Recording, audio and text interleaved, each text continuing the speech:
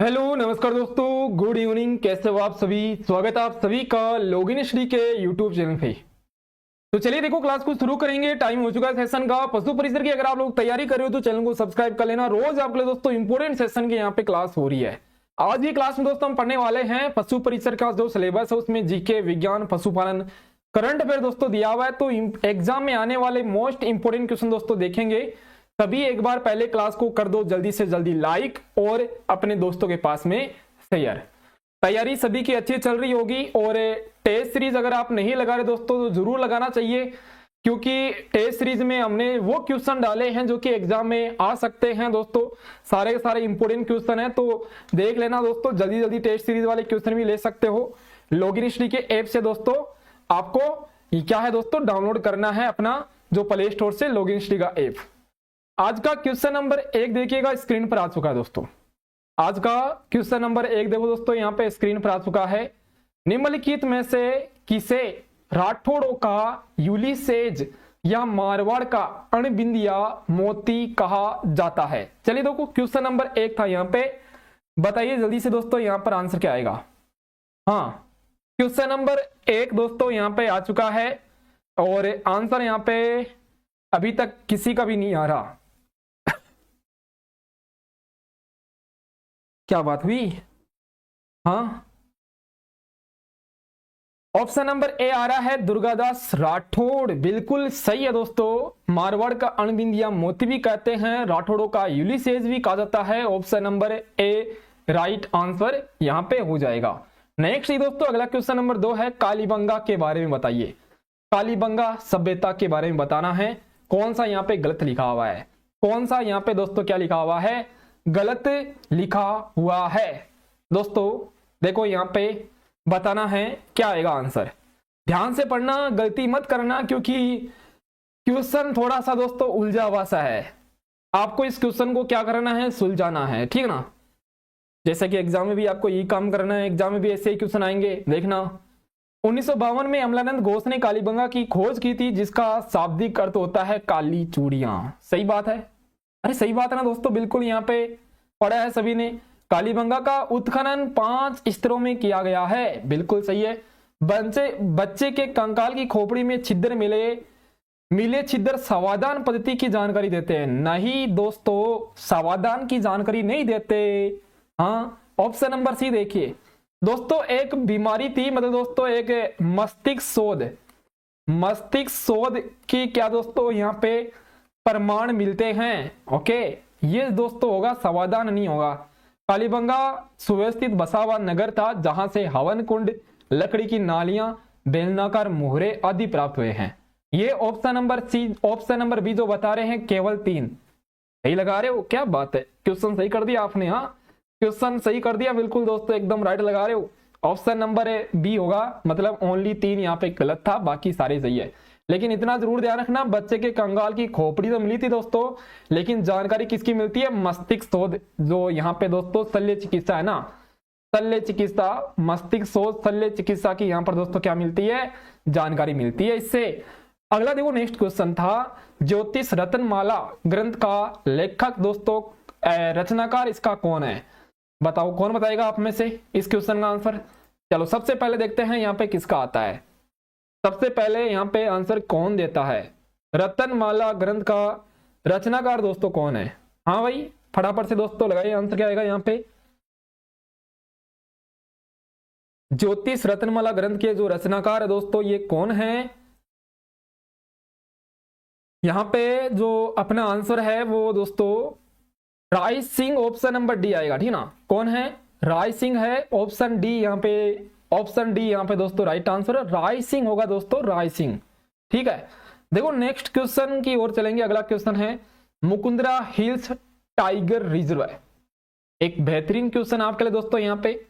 Mukundra hills tiger reserve दोस्तों, Mukundra hills tiger reserve यहाँ पे उससे रिलेटेड देखो क्वेश्चन है और बताना है आप सभी को यहाँ पे इसका जो आंसर है वो क्या हो जाएगा दोस्तों। इसे बाघ अभयारण्य का दर्जा कब दिया गया था दोस्तों? हाँ, 2013 ईस्वी में। बिल्कुल दोस्तों, है ना, 2013 में दिया गया था यहाँ पे। बिल्कुल दोस्तों, यहाँ पे जो अपना राइट आंसर है ना, मुकुंदरा हिल्स टाइगर रिजर्व की बात हो रही है यहाँ पे, ठीक है ना, मुकुंदरा हिल्स टाइगर 2013 यहाँ पे बिल्कुल सही बता दोस्तों, 2013 यहाँ पे अपना आंसर हो जाएगा ऑप्शन नंबर डी। इससे क्या है दोस्तों, बाघ अभ्यारण्य का दर्जा। बाघ अभ्यारण्य दोस्तों ये देखो राजस्थान का तीसरा बड़ा टाइगर रिजर्व है, ये राजस्थान का तीसरा बड़ा है दोस्तों, ये क्या है, टाइगर रिजर्व दोस्तों। अगला देखो नेक्स्ट क्वेश्चन, कल परसों हम पढ़ भी रहे थे कि कोटा बूंदी चित्तौड़ झालावाड़ है ना, कोटा बूंदी चित्तौड़ झालावाड़, कोटा बूंदी चित्तौड़ एंड झालावाड़, यहां पर दोस्तों ये फैला हुआ है। ये भी आपको पता है दोस्तों, यहाँ पे एक तोता दोस्तों हीरामन तोता, हीरामन तोता, इसके लिए ये क्या है, प्रसिद्ध दोस्तों। देखो नेक्स्ट क्वेश्चन की ओर चलेंगे। अगला क्वेश्चन था निम्नलिखित में से भारत के बायोस्फीयर रिजर्व में से बताइए कौन सा एक है यूनेस्को के विश्व बायोस्फीयर तंत्र में शामिल नहीं है। हाँ दोस्तों बताइए जल्दी से, यहाँ पे आंसर क्या आएगा। देखिए दोस्तों यहाँ पे है ना, भारत में टोटल 18 है बायोस्फीयर रिजर्व, कितने हैं, 18 है, जिनमें से 12 विश्व बायोस्फीयर तंत्र में शामिल है। पता आप सभी को यहाँ पे, हाँ दोस्तों इतना पता है ना आपको। चलो फिर आंसर बता दीजिए जल्दी से सभी का आंसर। मानस आ रहा है क्या दोस्तों, अरे मानस आ रहा है क्या दोस्तों, ऑप्शन नंबर से हो जाएगा मानस है ना, ये असम में है और ये इसमें शामिल नहीं है। बाकी सुंदर वन पश्चिम बंगाल, मन्नार की खाड़ी आप बताओगे दोस्तों। नीलगिरी दोस्तों, ये नीलगिरी 3 राज्यों में फैला हुआ है, तमिलनाडु, इसके अलावा कर्नाटक और दोस्तों एक और है केरल, यहां पर ये फैला हुआ है नीलगिरी। और मन्नार की खाड़ी दोस्तों, मन्नार की जो खाड़ी है वो तमिलनाडु में है, ठीक ना, तमिलनाडु में। तो दोस्तों देखो 12 में से 3 मैंने बता दिया, एक है सुंदरवन, एक बंगाल की खाड़ी मन्नारी खाड़ी और एक है नीलगिरी। मानस क्या है, बायोस्फीयर रिजर्व में तो शामिल है लेकिन यूनेस्को के विश्व बायोस्फीयर तंत्र में शामिल नहीं है। पक्का आएगा एक क्वेश्चन, यहां से देख लेना दोस्तों, एक क्वेश्चन यहां से आएगा। चलो देखो अगला क्वेश्चन, एक और बेहतरीन क्वेश्चन यहाँ पे दोस्तों, सम्मिलित कीजिएगा। एक तरफ जैव आरक्षित क्षेत्र है, एक तरफ राज्य लिखा हुआ है ना।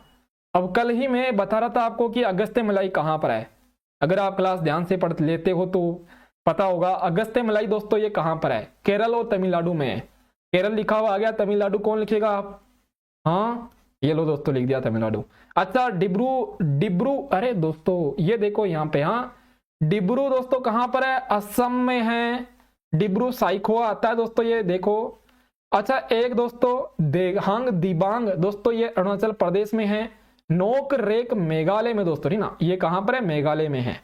तो देखिए यहाँ पे आंसर आएगा 3, 4, 1 एंड 2, 3, 4, 1, 2। क्या सभी का आंसर आ रहा है दोस्तों, अरे बताइए जल्दी से, सभी का आंसर यहाँ पे आ रहा है 3, 4, 1, 2।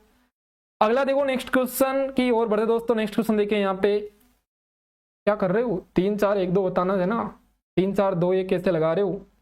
अरे भाई साहब देखो तो जरा, नोकरेक मेघालय में है, ये मेघालय, ये लो मेघालय लिख दिया मैंने, सही दोस्तों सही लिख दिया। देखो यहाँ पे दोस्तों देखो नेक्स्ट क्वेश्चन की ओर बढ़ेंगे। अगला क्वेश्चन है आरक्षित वन ऐसे वन होते हैं।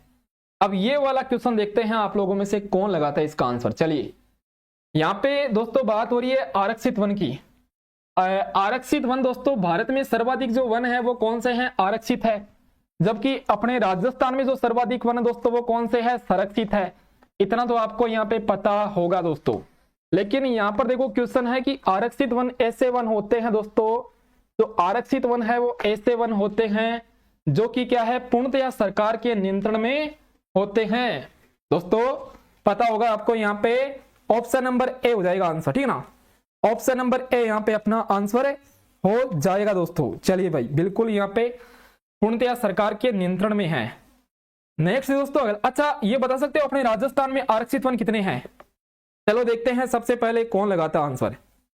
अपने राजस्थान में दोस्तों जो आरक्षित वन है ये कितने % भाग पर फैले हुए हैं। ये भारत की बात हो रही तो दोस्तों भारत में आरक्षित वन क्या है, सर्वाधिक है। अपने राजस्थान में दोस्तों सर्वाधिक जो वन है वो कौन से हैं, संरक्षित वन है दोस्तों। राजस्थान में संरक्षित वन क्या है, सर्वाधिक है। कितने % है, हाँ दोस्तों 56.49 राजस्थान में संरक्षित वन। आरक्षित वन कितने राजस्थान में? 33.05, 33.05। और एक होते हैं अवर्गीकृत वन। एक दोस्तों अवर्गीकृत वन लगभग अवर्गीकृत जो वन है वो कितने दोस्तों? 6.46, 6.46%। देखो नेक्स्ट क्वेश्चन की ओर चलेंगे। अगला क्वेश्चन है सुंदर सिंह गुर्जर का संबंध किस खेल से है? सुंदर सिंह गुर्जर ने दोस्तों यहाँ पे बात करें तो देखिए यहाँ पे बताइए जल्दी से कौन से, ये करौली के हैं। ठीक है दोस्तों, ये कहाँ के हैं? करौली के हैं। इनका संबंध कौन से जिले से है? करौली जिले से है। कौन से खेल से है ये? हाँ, क्या यहाँ पे सभी साथियों का आंसर ऑप्शन नंबर ए आ रहा है? भाला फेंक, भाला फेंक दोस्तों। हाँ बिल्कुल, आपको पता होगा पेरिस जो पैरा ओलंपिक हुआ था आपकी बार, पेरिस पैरा ओलंपिक हुआ था, पैरा ओलंपिक, उसमें इन्होंने दोस्तों F46 एक स्पर्धा होती है, उसमें इन्होंने ब्रॉन्ज मेडल लिया था। ब्रॉन्ज मेडल इन्होंने लिया था दोस्तों, पता होगा आपको। नेक्स्ट देखिए दोस्तों, बढ़ते हैं अपना अगला क्वेश्चन। निम्नलिखित में से कौन से कथन यहाँ पे सत्य लिखे हुए हैं? बताओ। देखो बहुत अच्छा क्वेश्चन दोस्तों, चले लगा यहाँ पे आंसर क्या आएगा। निम्नलिखित में से कौन से कथन यहाँ पे सत्य दिया हुआ है? हाँ दोस्तों, यहाँ पे आंसर क्या आएगा अपना? 1907 में सर्वहितकारी सभा की स्थापना होती है। इसकी स्थापना कन्हैयालाल ढूंढ और गोपाल दास ने की थी। कांगड़ कांड का संबंध बूंदी किसान आंदोलन से है। बीरबल सिंह का संबंध नीमूचना हत्याकांड से है। यहाँ पे आंसर क्या आएगा दोस्तों? चले लगाइए। 185 स्टूडेंट्स क्लास देख रहे हैं, लेकिन लाइक एक 85 भी नहीं है, मतलब केवल इतने ही स्टूडेंट्स हैं जिनको क्लास शायद अच्छा लग रहा होगा, सेशन अच्छा लग रहा होगा। क्या कमी रह गई भाई, ये बताइए, कमी को पूरा करें पहले तो। पहला दूसरा सही है, वेरी गुड दोस्तों, क्योंकि कांगड़ कांड और बीकानेर, बीरबल सिंह का संबंध बीकानेर किसान आंदोलन से है दोस्तों। कांगड़ कांड और बीरबल सिंह, आपको पता होगा बीरबल दिवस भी तो मनाते हैं, ये दोनों बीकानेर किसान आंदोलन से, बीकानेर किसान जो आंदोलन है दोस्तों इससे संबंधित है दोस्तों। मतलब आंसर पहला दूसरा option number A, option A यहां पे राइट हो जाएगा। देखो नेक्स्ट क्वेश्चन की ओर बढ़ेंगे। निम्नलिखित कथनों पर विचार करो, विचार ही नहीं करना, आंसर भी लगाना है फिर। चलो देखो, शुद्ध रूप से धातु की सतह चमकदार होती है। धातु के इस गुणधर्म को धात्विक चमक कहते हैं। मैग्नीशियम सोडियम आदि अधातुएं हैं। लगाइए आंसर क्या आएगा।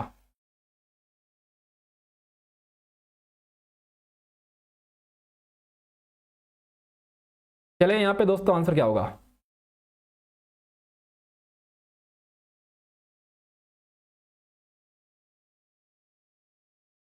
सबसे पहला देखो, शुद्ध रूप से धातु की सतह चमकदार होती है, सही लिखा हुआ दोस्तों, सही लिखा हुआ है।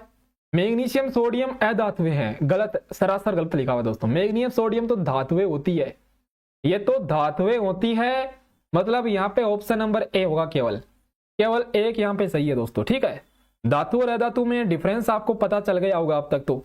धातुएं चमकदार होती है, धातुएं सुचालक होती है, अधातुएं कुचालक होती है ना। अगला क्वेश्चन है, निम्नलिखित में से भविष्य की धातु किसे कहते हैं? दोस्तों बताइए आंसर क्या आएगा यहाँ पे। निम्नलिखित में से भविष्य की धातु किसे कहा जाता है? हाँ, भविष्य की धातु, भविष्य का ईंधन किसे कहते हैं दोस्तों, ये कौन बताएगा आप में से? चलो बताइए जल्दी से फिर, है ना। चले दोस्तों ये बताइए आप तो, भविष्य का ईंधन किसे कहा जाता है? ईंधन किसे कहा जाता है? भविष्य की धातु तो टाइटेनियम को कहते हैं, टाइटेनियम, TI, हाँ टाइटेनियम दोस्तों, जिसे भविष्य की धातु कहा जाता है। ओके, लेकिन यहां पे बात करें दोस्तों, टाइटेनियम को आशा की धातु भी कहते हैं। किसकी धातु है ये? आशा की धातु है ये, ठीक ना, आशा की धातु भी इसे कहा जाता है। भविष्य का ईंधन कहते हैं हाइड्रोजन को, हाइड्रोजन दोस्तों जिसे आवारा तत्व भी कहा जाता है, इसे क्या कहते हैं? आवारा तत्व है। आवारा तत्व दोस्तों इसे कहते हैं, घूमता फिरता रहता है ऐसे ही, हाँ बिना काम। Option number A right answer है यहाँ पे। नेक्स्ट ये दोस्तों अगला क्वेश्चन, धात्विक विद्युत अपघटन की क्रिया में कहां पर विमुक्त होती है? बताइए यहाँ पे आंसर क्या आएगा आपका। धात्विक विद्युत अपघटन की जो क्रिया होती है इसमें कहां पर विमुक्त होती है दोस्तों? हाँ चलिए दोस्तों लगाइए आंसर। धात्विक क्या करती है? इलेक्ट्रॉन त्यागती है और धनायन बनाती है दोस्तों। धात्विक इलेक्ट्रॉन त्यागती है और धनायन बनाती है, ठीक है दोस्तों, पता होगा। अब यहां पे बात करें तो ये जो विद्युत अपघटन की क्रिया है इसमें ये कैथोड पर रहती है दोस्तों। ऑप्शन नंबर ए हो जाएगा answer. Option number A right answer है, लिख लेना दोस्तों। ये इनका काम होता है इलेक्ट्रॉन का त्याग करना, त्याग करना, धनायन दोस्तों बनाना, ठीक ना, धनायन बनाना, धनायन बनाना। ऑप्शन नंबर क्या होगा यहाँ पे? ए आएगा, कैथोड पर विमुक्त होती है ये। अगला क्वेश्चन है, आईएनएस एग्रे के अलावा अन्य किस जहाज को भारतीय नौसेना के बेड़े में दोस्तों क्या है 13 मार्च 2024 को शामिल किया गया था? बताइए आंसर क्या आएगा यहाँ पे। सर कुछ नहीं दिख रहा, पर्सन तो पूरा दिखाया करो। अच्छा, ये लो दोस्तों, पिछला वाला भी नहीं दिखा था क्या आपको? एक बार पिछला वाला भी देख लो, है ना। इनको दिखा देते हैं पिछला वाला क्वेश्चन दोस्तों, देख लो आराम से, देख लो भाई, फिर कहोगे सर आप क्वेश्चन ही दिखा रहे। अब देखो यहाँ पे दिख रहा होगा सभी को। अगला क्वेश्चन देखिए, यहाँ पे हम ये क्वेश्चन देख रहे थे, आईएनएस एग्रे के अलावा भारतीय नौसेना में जो शामिल किया गया था 2024 में, वो अक्षय। ऑप्शन नंबर ए आएगा। संध्याक नहीं है, मुझे पता था आप संध्या के लगाने वाले हो क्योंकि आपने इसी के बारे में पढ़ा है। आईएनएस अक्षय आएगा answer. Option number A, option number A यहाँ पे राइट आंसर है। आईएनएस अक्षय जिसे 13 मार्च 2024 को शामिल किया गया था, ऑप्शन ए यहाँ पे राइट आंसर है। एक बात बताऊंगी, पक्का आप लोग गलती करने वाले हो एग्जाम में। एक चीज तो लग रहा है मुझे, आपको ऑप्शन अगर मिलता जुलता दिख जाएगा ना तो आप क्या करोगे, क्वेश्चन को ध्यान से नहीं पढ़ोगे, क्वेश्चन को ध्यान से भी नहीं पढ़ोगे, डायरेक्ट लगाओगे आंसर, फिर देखोगे कि अरे वाह, हाँ हमारा क्वेश्चन तो सही हो गया। फिर घर पर आकर चेक करोगे ये क्या हो गया, हाँ ये क्या हो गया, इतनी बड़ी गड़बड़ कैसे हो गई, देखा नहीं हमने क्वेश्चन को ध्यान से देखते तो गलती नहीं होता। यहाँ पे देखो क्वेश्चन था, साइंस का एक बेहतरीन क्वेश्चन है, एक तरफ घटना है एक तरफ परिघटना है। प्रकाश आ गया दोस्तों, हाँ प्रकाश आ गया। देखो यहाँ पे लिखा हुआ है, सूर्य उदय और सूर्यास्त के समय सूर्य का लाल दिखाई देना। हाँ सूर्य का दोस्तों कैसा दिखाई देना? लाल दिखाई देना। इसके अलावा तारों का टिमटिमाहट, आकाश में इंद्रधनुष का परावर्तन होना, रेगिस्तान में मरीचिका का निर्माण करना दोस्तों। हाँ चलो लगाए जल्दी से, आंसर क्या आएगा यहाँ पे।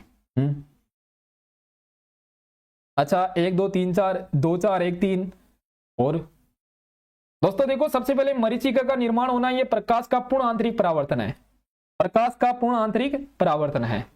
और इंद्रधनुष का बनना, इंद्रधनुष का बनना दोस्तों प्रकाश का परिक्षेपण है।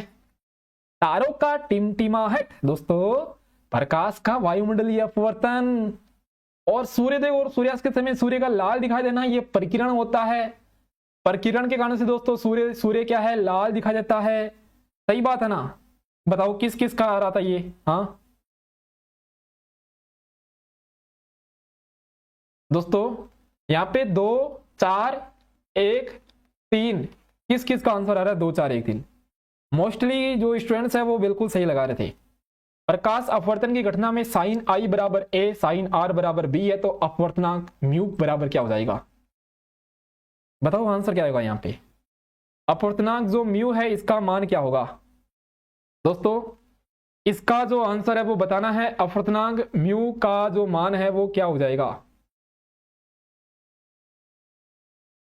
चलिए फटाफट से आंसर लगाइए। देखो दोस्तों हमने पढ़ा है म्यू बराबर क्या होता है, sine I upon sine R होता है दोस्तों, होता है ना, साइन आर होता है। अब आई बराबर लिखा हुआ है ए और दोस्तों ये देखो यहाँ पे लिखा हुआ है बी, तो ए अपॉन बी हो जाएगा यहाँ पे आंसर दोस्तों। सही बात है। ऑप्शन नंबर यहाँ से क्या होगा, म्यू बराबर A upon B. Option number C यहाँ पे जो बता रहे हैं बिल्कुल राइट लगा रहे हो। ऑप्शन सी यहाँ पे दोस्तों क्या हो जाएगा, अपना करेक्ट आंसर हो जाएगा। नेक्स्ट ही दोस्तों अगला क्वेश्चन है, श्वेत प्रकाश को प्रिज्म से गुजारने पर 7 रंगों में विभक्त होना, 7 रंगों में दोस्तों विभक्त होना की जो घटना है उसे क्या कहते हैं। चलो दोस्तों जल्दी से बताइए यहाँ पर आंसर क्या आएगा। हाँ क्या हुआ, क्या हुआ भाई, देखो यहाँ पे बताइए।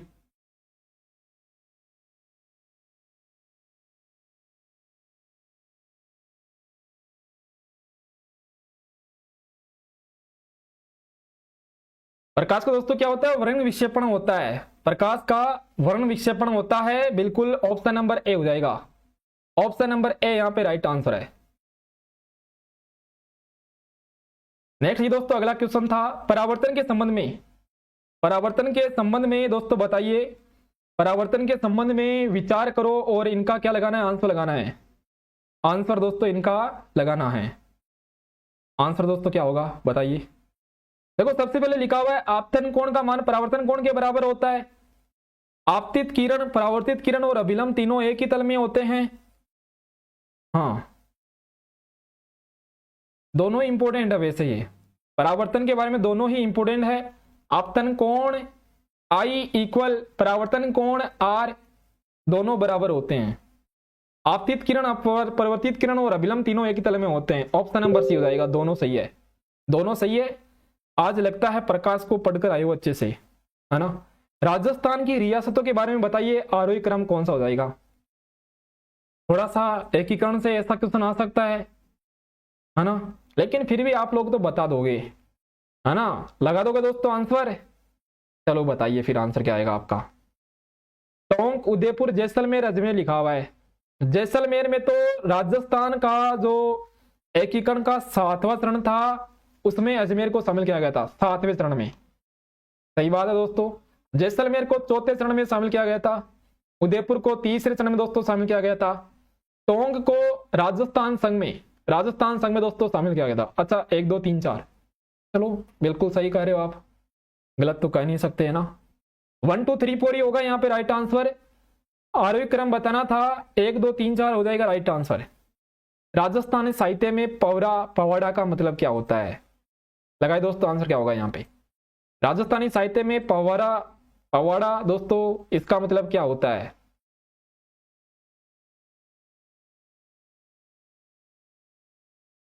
ओके बिल्कुल ओके।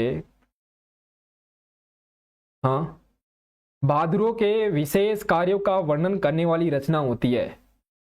बहादुरों के विशेष कार्य का वर्णन करने वाली क्या होती है, रचना होती है। ऑप्शन बी होगा, जिसे क्या कहते हैं, पवाड़ा कहा जाता है राजस्थानी साहित्य में। घड़ी का एक छोटा पेंच जमीन पर गिर गया है, उसको ढूंढने के लिए आप क्या करोगे। हाँ उसको ढूंढने के लिए आप किसका प्रयोग करोगे। घड़ी का दोस्तों छोटा पेंच क्या है, जमीन पर गिर गया है, तो उसको ढूंढने के लिए आप कौन से दर्पण का, कौन से लेंस का प्रयोग करोगे, बताइए दोस्तों। अच्छा क्वेश्चन, ये वाला क्वेश्चन देखो यहाँ पे। अब यहाँ पे होने वाली है बहुत बड़ी गलती, लेकिन उस गलती को यहाँ पे देखते हैं कौन कौन सुधारता है। दोस्तों ध्यान रखना, सूक्ष्मदर्शियों का यूज किया जाता है ऐसे कार्यों के लिए, और उनमें होता है उत्तल लेंस। उत्तल लेंस जो बता रहे हैं यहाँ पे वो बिल्कुल सही लगा रहे हैं। उत्तल लेंस यहाँ पे राइट आंसर है दोस्तों। ऑप्शन नंबर आएगा बी। बताओ आप में से किसका राइट था ये क्वेश्चन, आप में से कौन है जिसने ये क्वेश्चन राइट। लगभग का आई थिंक यहाँ पे गलत है। ऑप्शन नंबर बी होगा, उत्तल लेंस यहाँ पे राइट आंसर है।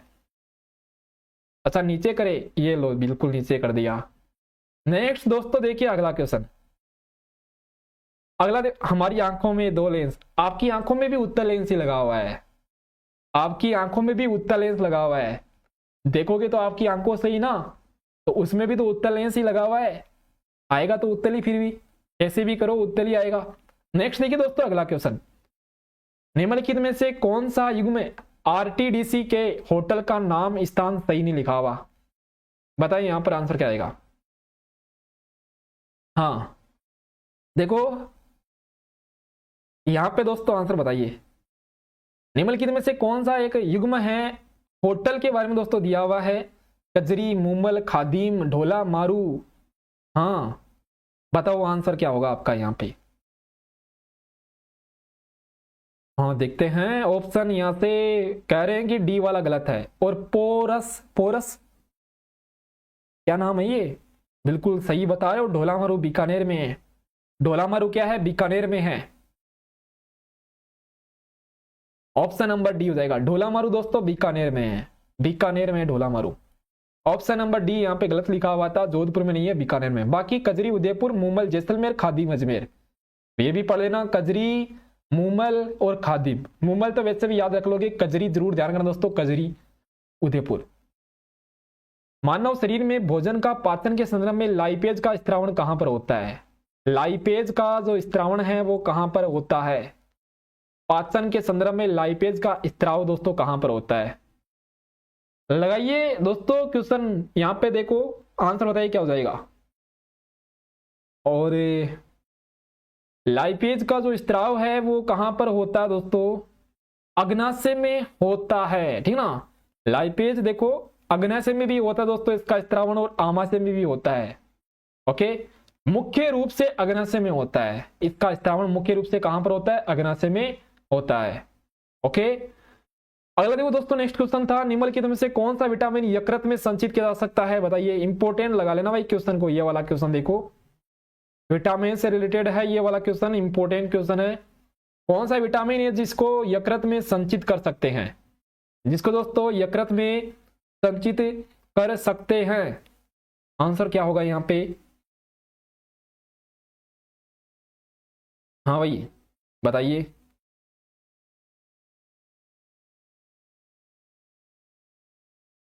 जिसको कहते हैं, जिसको दोस्तों कहा जाता है रेटिनोल, रेटिनोल कहते हैं जैसे। Option number A vitamin A, vitamin A, ठीक ना, विटामिन ए को यकृत में संचित कर सकते हैं। ऑप्शन नंबर ए आ रहा है, राइट लगा रहे हो। वह अंग जो मानव शरीर में पीत उत्पन्न करता है, आंसर बताइए क्या हो जाएगा। वह अंग जो कमी से रतौंधी रोग होता है, वेरी गुड, बिल्कुल सही कह रहे हो, कमी से रतौंधी रोग होता है विटामिन ए की कमी से। वह अंग जो मानव शरीर में पीत का उत्पन्न करता है दोस्तों,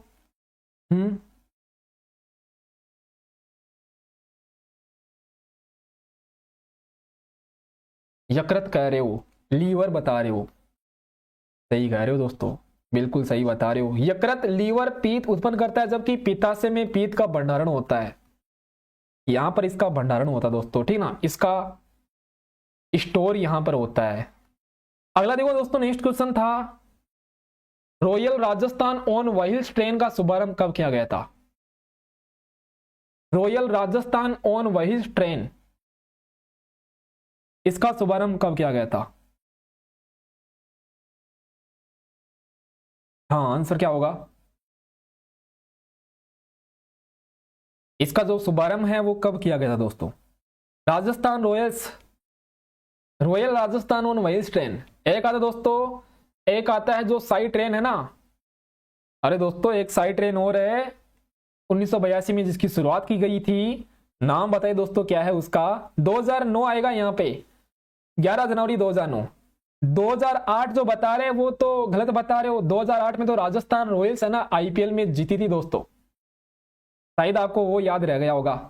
2008 में क्या हुआ था, अपनी राजस्थान रॉयल्स है ना वो आईपीएल में दोस्तों, राजस्थान रॉयल्स पहली बार आईपीएल में जीती थी दोस्तों 2008 में। 2009 है रॉयल राजस्थान ऑन व्हील्स। और मैंने पूछा था 1982 वाला क्वेश्चन, पैलेस ऑन व्हील्स, बिल्कुल सही कर रहे हो, palace on wheels, palace on wheels जो ट्रेन है ये शुरू होती है 1982 में, 1982 में। नेक्स्ट दोस्तों अगला क्वेश्चन देखिए, निम्नलिखित का करना है मिलान और फिर दोस्तों बताना है आंसर क्या हो जाएगा, बताइए। देखो सबसे पहले संत रैदास जी की छतरी, पीपाजी की छतरी, धन्ना धीवा की छतरी, उड़ना राजकुमार की छतरी। रैदास जी की छतरी दोस्तों कहां पर है? चित्तौड़गढ़ में है। धन्ना संत पीपाजी की छतरी गागरोन किले में है।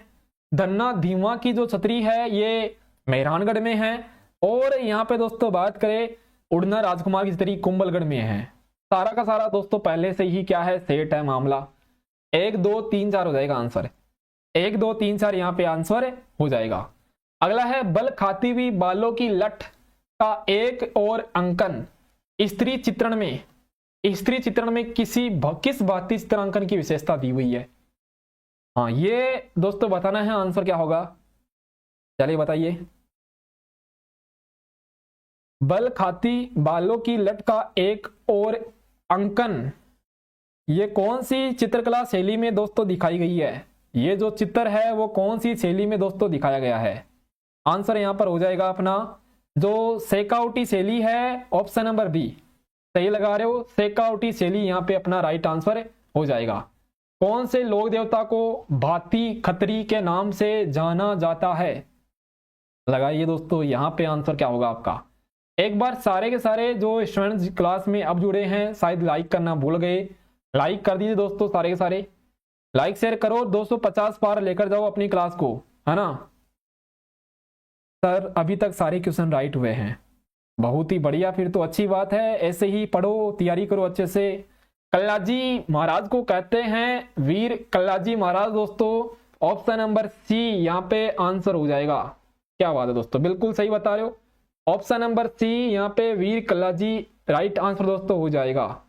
ठीक है, बिल्कुल ऑप्शन सी यहाँ पे राइट आंसर दोस्तों। अगला देखो नेक्स्ट क्वेश्चन, अनबे वाणी किस संप्रदाय से संबंधित ग्रंथ है? बताइए। अनबे वाणी दोस्तों, अनबे वाणी है वो कौन से संप्रदाय से संबंधित ग्रंथ है? अनबे वाणी के बारे में बात करें तो कौन सा संप्रदाय है?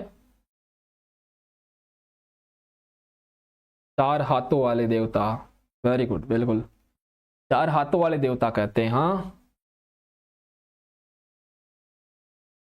राम स्नेही संप्रदाय, राम स्नेही संप्रदाय का दोस्तों ये क्या है? अनबे वाणी, ऑप्शन नंबर ए हो जाएगा। राम स्नेही संप्रदाय का दोस्तों जो ग्रंथ है वो कौन सा है? अनबे वाणी दोस्तों, अनबे वाणी है, ऑप्शन नंबर ए आएगा यहाँ पे आंसर दोस्तों, राम स्नेही संप्रदाय के। अगला देखो नेक्स्ट क्वेश्चन था, सुभाष चंद्र बोस जोधपुर प्रजामंडल हेतु जोधपुर में कब आए थे? बताइए दोस्तों आंसर क्या आएगा? सुभाष चंद्र बोस जोधपुर प्रजामंडल हेतु जोधपुर में कब आए थे? बताइए जल्दी से दोस्तों, यहां पर अपना आंसर क्या आएगा? चलिए दोस्तों, यहां पे जो आंसर है वो क्या हो जाएगा? जोधपुर प्रजामंडल के लिए दोस्तों जोधपुर में कब आते हैं? ये जोधपुर में ये कब आते हैं दोस्तों?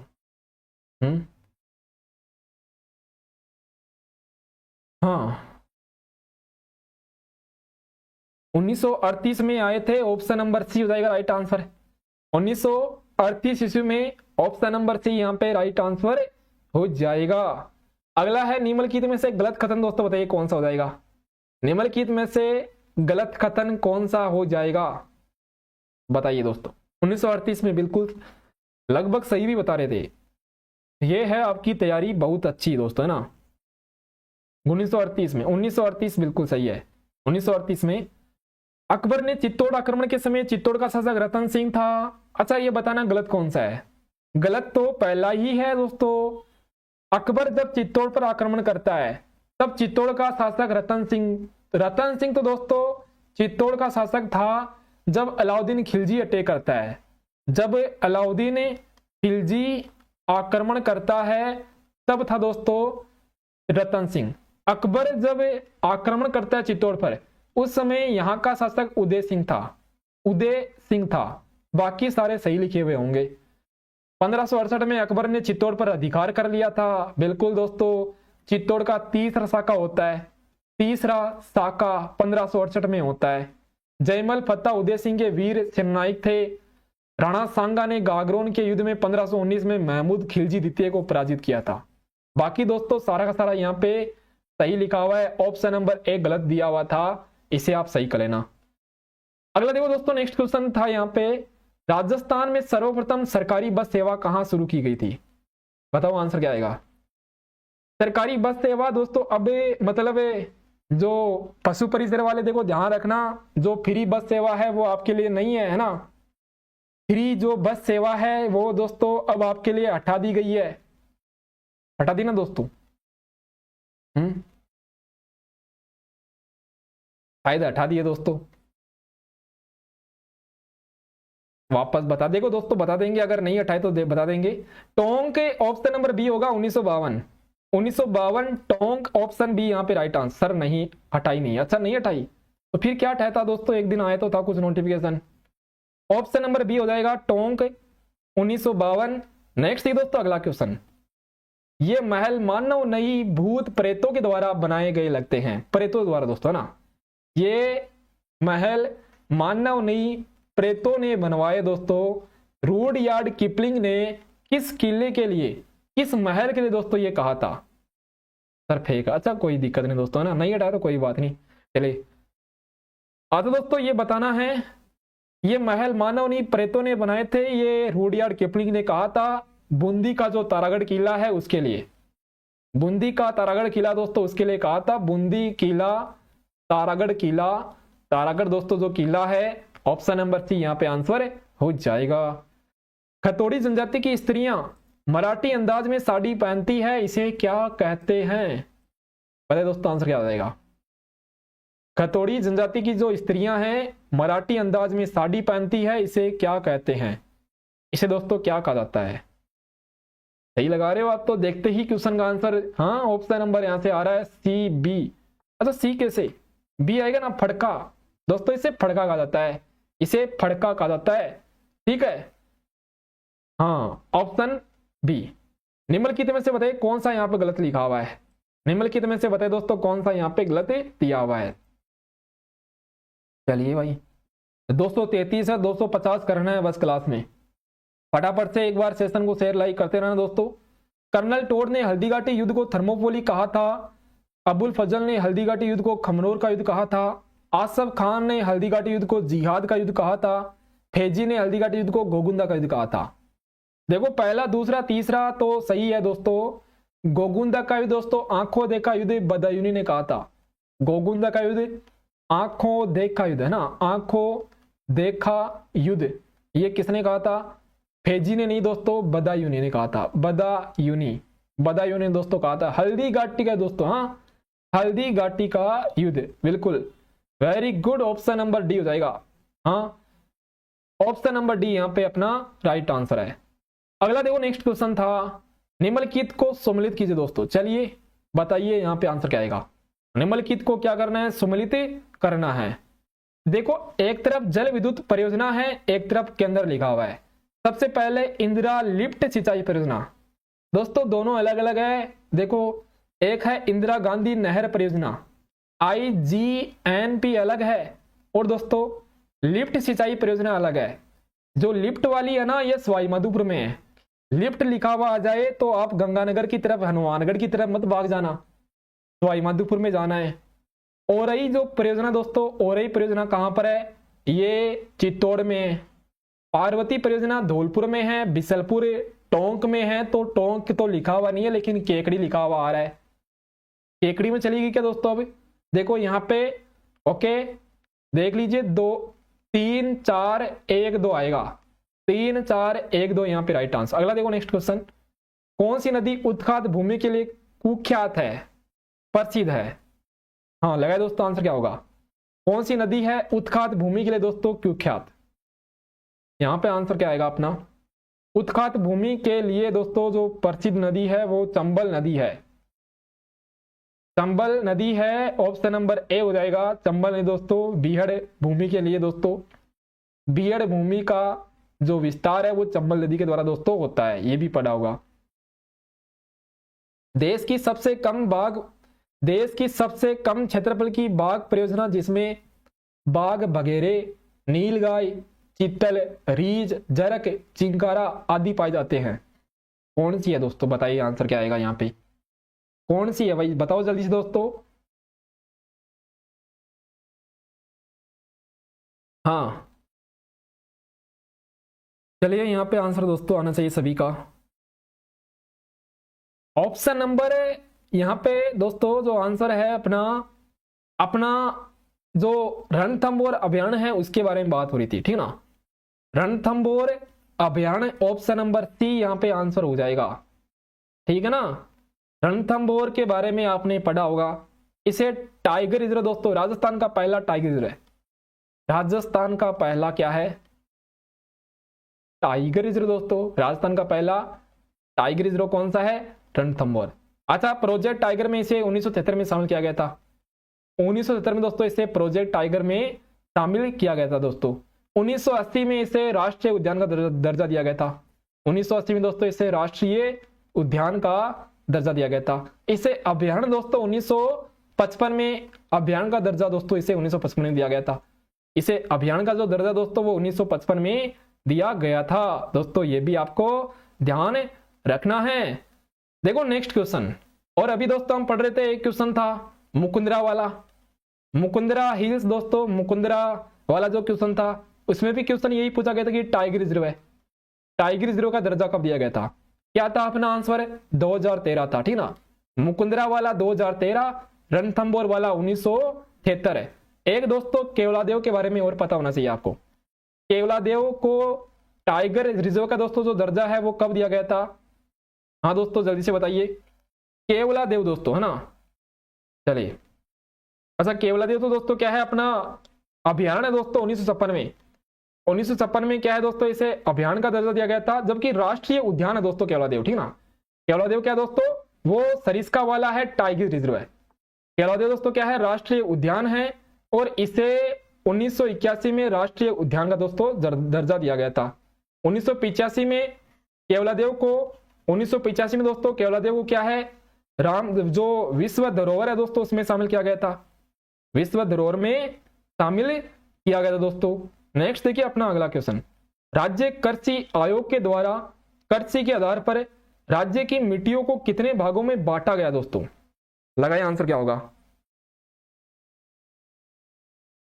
हाँ चलिए दोस्तों यहां पे बताइए आंसर क्या होगा अपना।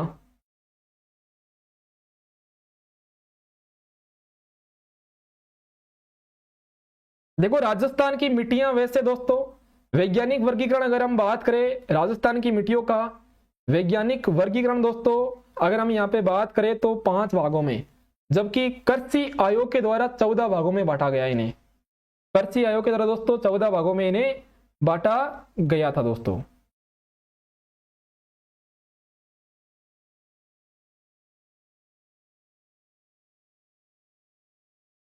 अगला देखो नेक्स्ट क्वेश्चन, असुमलित बताइए कौन सा हो जाएगा।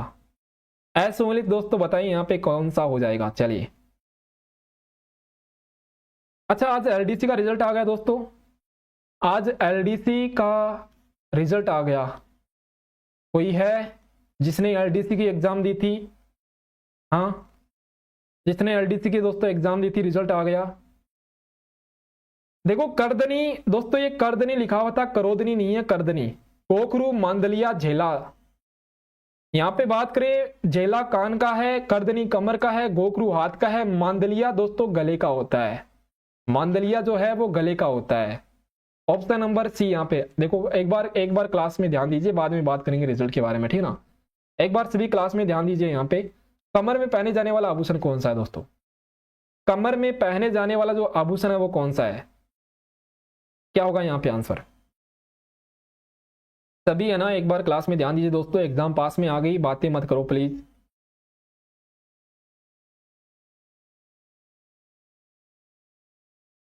सटका, सटका आएगा आंसर, ऑप्शन नंबर ए। अरे हाकर तो गले में पहनते हैं, गले में पहना जाता है हाकर, तो ऑप्शन नंबर ए आएगा यहाँ पे, सटका।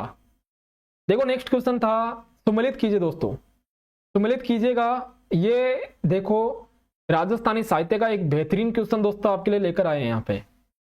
राजस्थानी भाषा का सर्वप्रथम उपन्यास किसने लिखा था? नाटक किसका है? कहानी किसकी है? और पहली काव्य कृति किसने लिखी थी? इसका लगाओ आप तो आंसर क्या होगा। हाँ बताइए दोस्तों आंसर क्या होगा। सबसे पहले यहां पे बात करें राजस्थानी भाषा का पहला उपन्यास कौन सा है दोस्तों? राजस्थानी भाषा का पहला उपन्यास कौन सा है?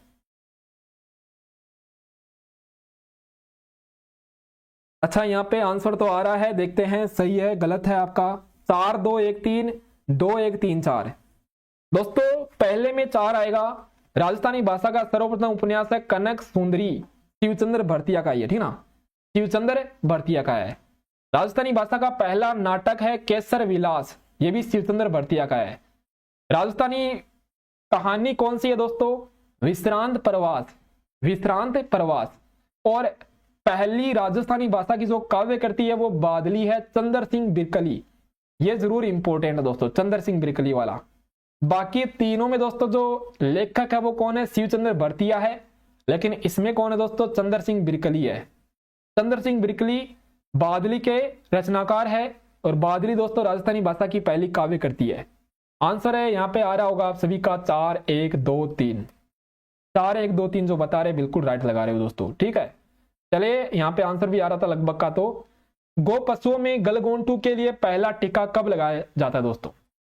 एचएस रोग कहते हैं ना गलगोंटू को, हाँ, एचएस रोग भी कहा जाता है गलगोंटू को।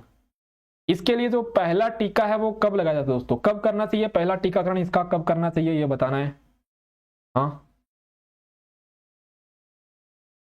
पहला जो टीकाकरण है वो इसका लगभग 6 महीने में दोस्तों करना चाहिए ना, 6 महीने में करना चाहिए। तो यहाँ पे 4 से 6 महीना लिखा हुआ है ऑप्शन नंबर सी में। ऑप्शन नंबर सी देखो, 4 से 6 माह लिखा हुआ है, ऑप्शन सी आएगा यहाँ पे आंसर। सही है ना आपका आंसर यहाँ पे। अगला देखो नेक्स्ट क्वेश्चन था, भैंस की कृत्रिम योनि का तापमान और लंबाई कितनी होती है? देखो 40 से 42 डिग्री, 39 से 41 डिग्री, 45 से 50 डिग्री, 45 से 50 डिग्री सेल्सियस। यहाँ पर लंबाई 20 से 25 है, यहाँ पे 50 से 54 है। अब आपको बताएं दोस्तों, कृत्रिम योनि का जो तापमान है वो लंबाई है वो कितने रखा जाता है? गाय भैंस दोनों के लिए दोस्तों ना, गाय और भैंस दोनों के लिए जो तापमान है वो 39 डिग्री सेल्सियस से 41 डिग्री, ओके, और लंबाई 35 से 45 सेंटीमीटर।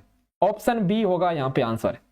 ऑप्शन बी यहाँ पे इंपोर्टेंट लगा लेना भाई क्वेश्चन, अच्छा क्वेश्चन है ये। नेक्स्ट अगला क्वेश्चन दोस्तों, कृत्रिम गर्भाधान के लिए मिनिस्ट्रा में जो कितनी सीमन की मात्रा होती है? जो एक मिनी स्ट्रा होती है ना, मिनी स्ट्रा,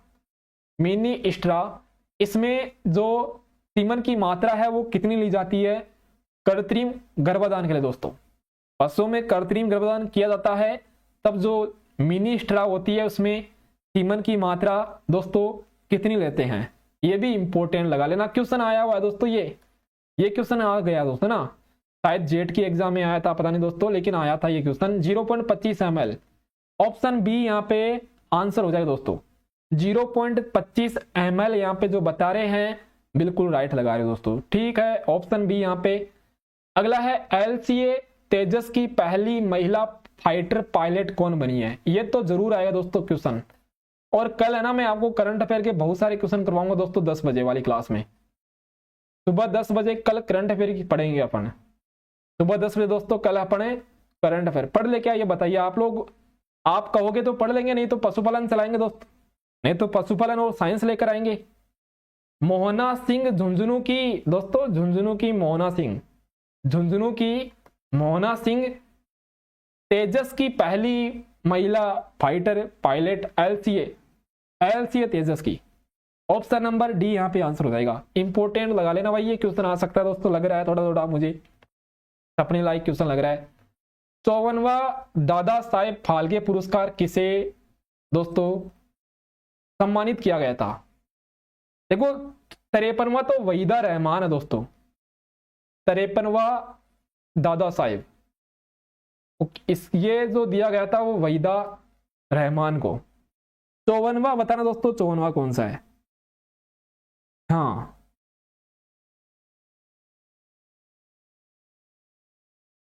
मिथुन चक्रवर्ती, हाँ फिल्में तो देखी होगी आप लोगों ने मिथुन चक्रवर्ती की। ऑप्शन नंबर बी, ये तो सबको याद है, देखो ये वाला तो सबको याद है, हाँ ऑप्शन नंबर बी। अगला देखो दोस्तों, नेक्स्ट क्वेश्चन आगे बढ़ेंगे। राष्ट्रीय समुद्री विरासत परिसर कहाँ स्थापित किया जाएगा? बताइए भाई। राष्ट्रीय समुद्री विरासत परिसर है जो कहाँ स्थापित किया जाएगा दोस्तों, कहाँ पर स्थापित किया जाएगा? लगाइए यहाँ पे आंसर क्या आएगा अपना। हाँ, ये लोथल गुजरात में दोस्तों, गुजरात में स्थापित किया जाएगा। ऑप्शन नंबर सी होगा आंसर, ऑप्शन सी यहाँ पे अपना आंसर हो जाएगा।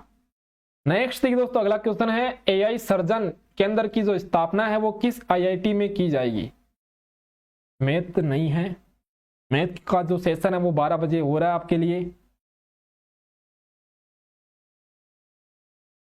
एआई सर्जन केंद्र की जो स्थापना है वो कौन से आईआईटी में की जाएगी? कौन से आईआईटी में दोस्तों की जाएगी? आईआईटी जोधपुर में दोस्तों, आईआईटी जोधपुर में, आईआईटी जोधपुर में एआई सर्जन केंद्र खुलेगा, एआई सर्जन केंद्र खुलेगा। ठीक है, ऑप्शन नंबर यहां से क्या होगा? बी हो जाएगा, जोधपुर। अगला देखो नेक्स्ट क्वेश्चन, भजनलाल शर्मा ने centre of excellence for apiculture, कौन सा दोस्तों एक्सीलेंस? एपीकल्चर, एपीकल्चर का centre of excellence, centre of excellence, excellence कहां पर दोस्तों स्थानांतरित करने की क्या की थी? घोषणा की थी। बताओ दोस्तों आंसर क्या होगा? चले यहां पे लगाए आंसर क्या आएगा दोस्तों आपका। एपीकल्चर का जो यहां पे बात करें, अच्छा एपीकल्चर दोस्तों मधुमक्खी पालन को कहते हैं क्या? एपीकल्चर किसे कहते हैं? मधुमक्खी पालन को कहा जाता है दोस्तों, मधुमक्खी पालन को कहा जाता है। और ये अपने गांव दोस्तों, अपने जिले में भरतपुर में दोस्तों स्थानांतरित करने की इन्होंने घोषणा की है। ऑप्शन नंबर ए हो जाएगा भरतपुर। भजनलाल शर्मा जी का जो जिला है वो भरतपुर, यहां पे आंसर हो जाएगा ऑप्शन नंबर ए। उत्तर भारत की पहली महाराव सेकाजी सैन्य अकादमी कहां पर स्थापित की गई है? बताओ आंसर क्या होगा? उत्तर भारत की पहली, ये तो जरूर छपेगा क्वेश्चन। हाँ,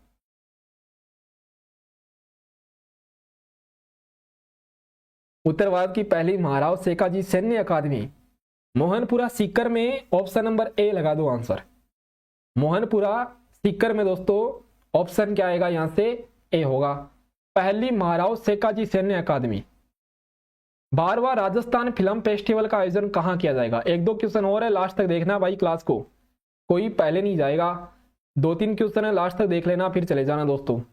ये जरूर दोस्तों आएगा, ये वाला तो जरूर आएगा, important, very very important question, very very very very important question. ये पूछा जाएगा कि राजस्थान फिल्म फेस्टिवल का कौन सा संस्करण का आयोजन हुआ था? इसका जो संस्करण था वो कौन सा था? 12वां था। इसका जो आयोजन है वो दोस्तों कहां पर किया गया था? आंसर यहां पे हो जाएगा अपना Jaipur, option number C, Jaipur में दोस्तों, बिल्कुल सही लगा रहे हो। मुख्यमंत्री आयुष्मान जीवन रक्षा योजना के तहत भले व्यक्ति जो जान बचाता है, हाँ ऐसे ऐसे नहीं बचाते हैं ना, अब उनको लालच दिया गया है दोस्तों, अब उन्हें लालच दिया गया है। कितने रुपए का लालच दोस्तों बताइए? जो लालच है वो कितने रुपए का दिया गया है? प्रोत्साहन राशि, मतलब प्रोत्साहन राशि कह दो दोस्तों, है ना, जो कि दोस्तों कोई दुर्घटना हो जाए तो क्या करना चाहिए? उसको हॉस्पिटल लेकर जाना चाहिए, है ना, इतना तो काम करना चाहिए। अगर हॉस्पिटल लेकर जाओगे तो आपको थोड़े बहुत पैसे भी मिल जाएंगे सरकार की तरफ से, 10,000 रुपए मिल जाएंगे, मौज करो आप भी। ऑप्शन नंबर बी हो जाएगा 10,000 रुपए, 10,000 रुपए दोस्तों राशि दी जाती है, ऑप्शन बी यहाँ पे राइट आंसर है। भारत की पहली बहुउद्देशीय हरित हाइड्रोजन पायलट परियोजना का उद्घाटन कहां पर किया गया था? यहां पे दोस्तों आंसर क्या होगा बताइए? आंसर क्या होगा यहां पे? भारत की पहली बहुउद्देशीय हरित हाइड्रोजन पायलट परियोजना का जो उद्घाटन है वो कहां पर किया गया था दोस्तों? हिमाचल प्रदेश में दोस्तों नाथपा थाकड़ी हिमाचल हिमाचल प्रदेश। ऑप्शन सी आएगा यहाँ पे आंसर। अगला दोस्तों आज का यहाँ पे लास्ट क्वेश्चन है, 18वीं लोकसभा के लिए संपन्न आम चुनाव 2024 में मतदान का प्रतिशत कितना रहा था।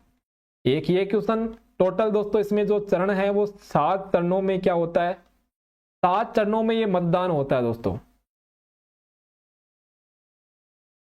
तो 18वीं लोकसभा के लिए दोस्तों जो आम चुनाव हुए थे 2024 में, इसमें जो मतदान है वो कितना रहता है, 65.79% दोस्तों। ऑप्शन नंबर ए हो जाएगा, 65.79% है। ऑप्शन यहां से हो जाएगा अपना ए।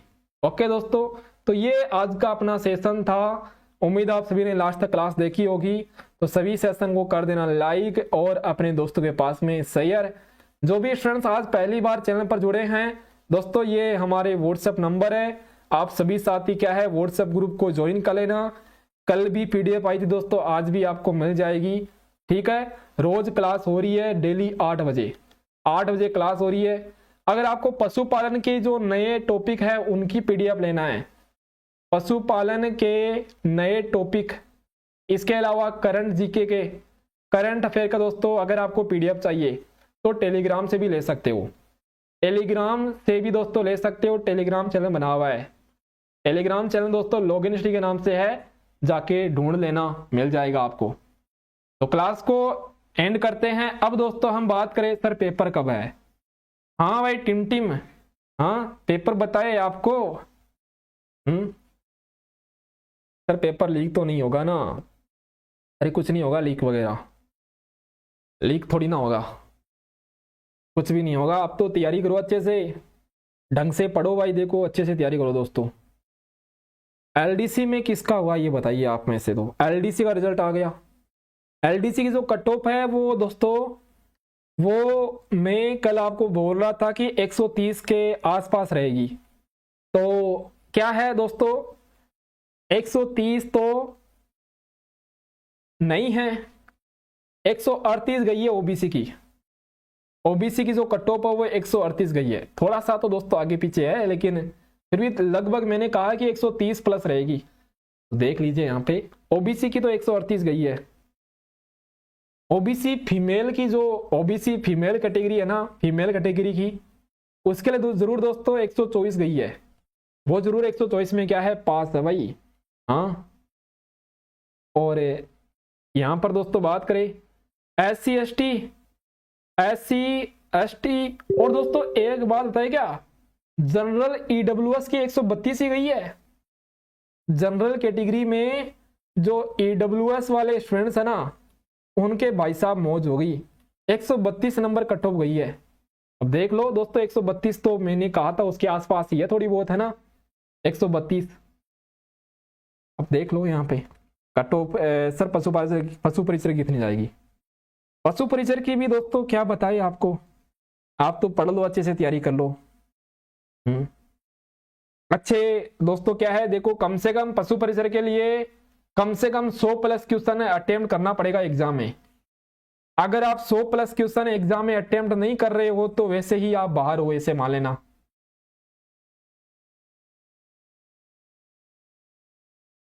कैसे, इसका जो एक्सप्लेनेशन है वो मैं कर रहा हूं, इसका एक्सप्लेनेशन मैं कर रहा हूं कि पशु परिसर में आपको 100 प्लस क्वेश्चन अटेम्प्ट कैसे करना पड़ेगा। मान लीजिए दोस्तों आप पशु परिसर में 150 में से 100 क्वेश्चन कर रहे हो, 150 में से अगर पशु परिसर में 100 क्वेश्चन कर रहे हो, तो ये तो अभी नहीं कि 100 के 100 आपके राइट हो जाएंगे, 100 के 100 तो गलत राइट होंगे नहीं, इसमें से 15 क्वेश्चन दोस्तों आपके गलत हो जाएंगे। 10 से 15 क्वेश्चन दोस्तों गलत होते ही हैं, कितना भी चाहे अपन कोशिश कर ले 10-15 क्वेश्चन गलत होते हैं। तो आपकी दोस्तों गाड़ी कहां पर आ जाएगी, आपकी गाड़ी दोस्तों आ जाएगी कहां पर, 80 के आसपास, 80 नंबर के आसपास आ जाएगी। और 80 नंबर में दोस्तों सिलेक्शन होना पॉसिबल नहीं है। आपको ही पता है 150 नंबर में से 80 नंबर में सिलेक्शन कैसे होगा दोस्तों, है ना। तो क्या है, पशु परिसर में ध्यान रखना दोस्तों, क्वेश्चन आपको ज्यादा करने हैं दोस्तों, और ज्यादा करने मतलब तैयारी ढंग से कर लेना।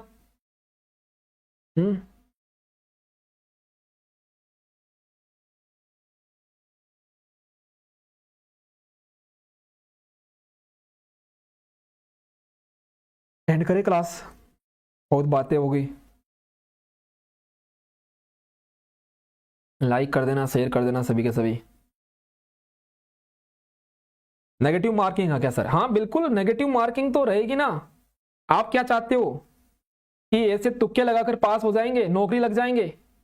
हाँ अरे दोस्तों देखो, तुक्के वाला सिस्टम नहीं है, यहाँ पे नेगेटिव मार्किंग है। नेगेटिव मार्किंग की बात करें कितनी रहने वाली है? 0.25, 1/4। मतलब अगर आप 4 क्वेश्चन गलत करते हो, अगर आप 4 क्वेश्चन दोस्तों गलत करते हो तो आपका एक क्वेश्चन दोस्तों क्या हो जाएगा? सही वाला माइनस हो जाएगा। 4 क्वेश्चन अगर आपके गलत है तो आपका एक जो सही क्वेश्चन है वो दोस्तों हट जाएगा। आपका जो एक सही क्वेश्चन दोस्तों वो क्या हो जाएगा? कम हो जाएगा। मतलब मान लीजिए आपके 80 क्वेश्चन सही थे तो फिर 4 क्वेश्चन गलत होने पर आपके जो क्वेश्चन है वो 79 ही होंगे दोस्तों। पहले आपके 80 नंबर बन रहे थे लेकिन बाद में आपके नंबर 79 हो जाएंगे। नेगेटिव मार्किंग का सिस्टम मैंने बता दिया कैसे होती है नेगेटिव मार्किंग। सही है, पता चल गया दोस्तों आपको?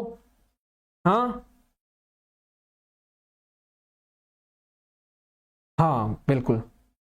सर आज इग्नोर कर रहे हो, क्या हुआ भाई गणेश, क्या बात हुई? मैंने देखा नहीं, देखो मैसेज।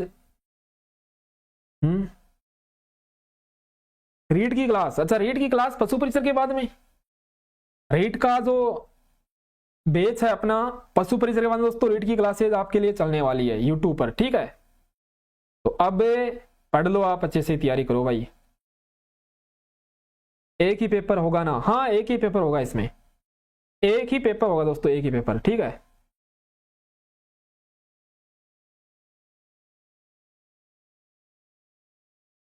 सर एग्जाम में बायोमेट्रिक होगा क्या? देखो बायोमेट्रिक वगैरह वैसे तो नहीं होता, लेकिन होगा तो भी क्या दिक्कत है आपके, ये बताइए ना। कोई दिक्कत नहीं है, बायोमेट्रिक होगा तो भी कोई दिक्कत नहीं है। एलडीसी में नेगेटिव मार्किंग है क्या? हाँ बिल्कुल है, एलडीसी में नेगेटिव मार्किंग, एलडीसी में नेगेटिव मार्किंग तो है ही ना। हाँ अब अब रुक जाओ, कल पूछ लेना दोस्तों, कल पूछ लेना। बहुत बातें करते हो आप लोग, क्लास को अब एंड करते हैं। जो भी इंपॉर्टेंट कमेंट दोस्तों नीचे कमेंट सेक्शन में कमेंट कर देना। कुछ अगर इंपॉर्टेंट बात है तो व्हाट्सएप पर पूछ लिया करो, कमेंट सेक्शन में कमेंट कर दिया करो। अभी के लिए हम सेशन को एंड कर रहे हैं और मिलते हैं अपनी कल सुबह 10 बजे वाली क्लास में। Thank you.